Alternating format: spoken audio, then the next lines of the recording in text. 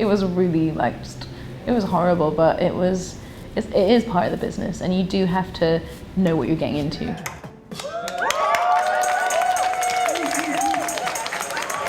You won't find him drinking on the table, rolling dice or staying out till 3.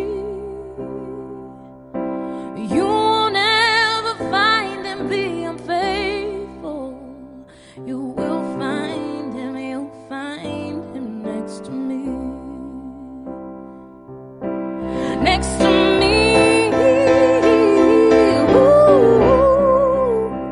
Next to me, ooh, next to me, ooh, I will find him, I'll find him next to me.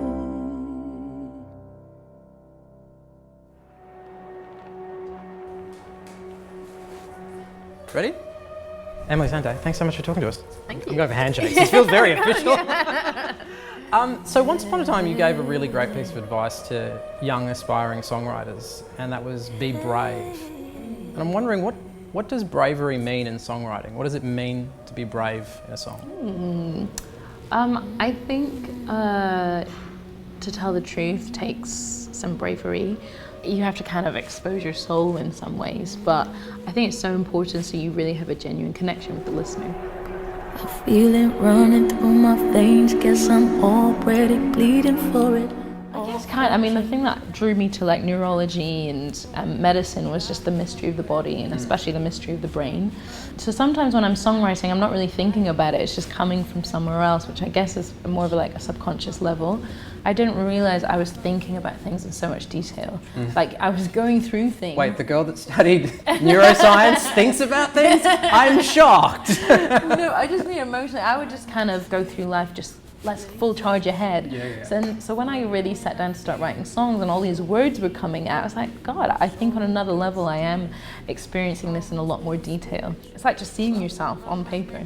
There's amazing footage of a competition that you entered when you were very, very young. Yeah. And you sent in a tape. I think your sister recorded it. Yes. Hi, my name is Emeli Sande. I'm 16 years old, and this is my song I'm going to play on the piano. Say, hold up, hold up, hold up, hold up. If you don't like me, then why the hell you standing there and smiling at me? When you go back and look at that footage, which I assume you do all the time, what do you think of that girl?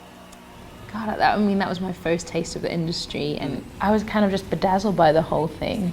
You know, I always thought like everywhere else, everyone's way better in London. Everyone's this like crazy extra talent, and I think it's good to have that in your head so it keeps pushing you.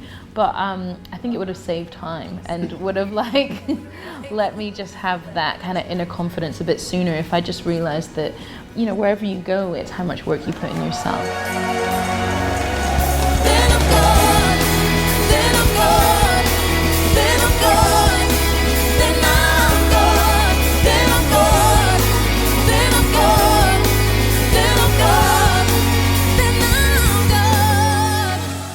I wanted to track back a little bit earlier in your career because there was a moment where you did vocals on a song called Diamond Rings. Yeah.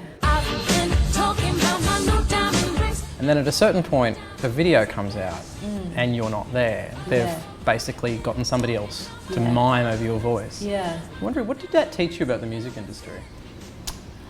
It taught me that it's a lot more difficult if you're a woman. You really just have to be tough, and you have to just like keep going and have as much independence as you can. Do you remember the moment when you realised that it wasn't going to be you?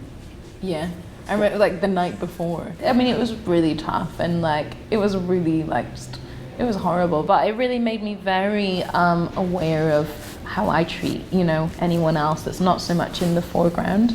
I just never wanted anyone to feel like that, or for me to make someone feel like that. Yes, I wanna sing, I wanna shout, I wanna scream till the words dry out. You also have the distinction of being one of the very few people that have performed at an Olympic opening ceremony. Yeah. It's interesting, what I didn't realise is that before you go out on stage, there's like 20 minutes Yes. where you're standing there.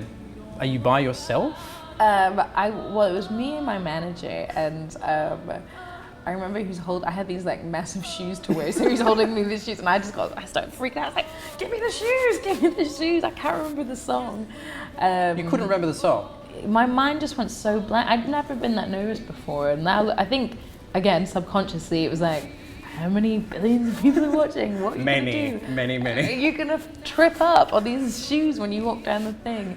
But thank God, I just collected myself again and just thought, you just gotta do it. Is it true that you asked somebody to get a phone so you could play the song back to yourself to remember it? Yeah. Really? Yeah. And have you ever watched the footage back? No. Never watched it back. No. But It's good. I've seen it. Thank you. I stayed up late and watched it. It was really good. Thank you. I just remember the moment so vividly in my head. Like I remember seeing the mic right there, and I just remember like behind the, out of focus was everybody sitting there, and it's so quiet. So I kind of just want to keep that visual of what happened that day. In the last couple of years, you've been through a lot of changes, but one of the interesting ones is you went to Zambia, which is where your father's from, correct? Yeah. What was it that you found in Zambia? I guess I learned where my music comes from. It's just in the earth. It was like everyone would just do their normal jobs throughout the day, and then at nighttime everyone turned into these like phenomenal musicians. It really made me understand the other half of me, because I'd grown up with my mum's family in England. They're all wonderful, but having this kind of gap and not understanding, well, I've always been different, and why this, why that? It answered a lot of questions for me. First song is a song called Hurts. Baby, I'm not made of stone. It hurts. Invariably, when people talk about this album, they talk about it as a breakup album. But I've heard you describe it as a survival album. What's the difference? It's not nice. It hurts. Hold tight, it's a sing along. I'm alright, but I could be wrong, baby. I know you remember me. 5'3" in the back of the library. Come on, you police try to look at me. Oh man, what a tragedy. Ha ha, bang bang, niggas paradise. Ah, worry always in a roll of dice. Baby, It's like you're almost confessing a vulnerability, which I think that's the hardest part, especially if someone's hurt you. That's the last thing you want to do to them. But for me, this was a bigger picture of my life. It was more of really having to face a lot of things and question a lot of things, but then coming out the other end with a real sense of self-love and confidence. And I'd survived a very difficult time in my life and come out the other end feeling so much better for it. Emeli Sande, thanks so much for coming. Thank you.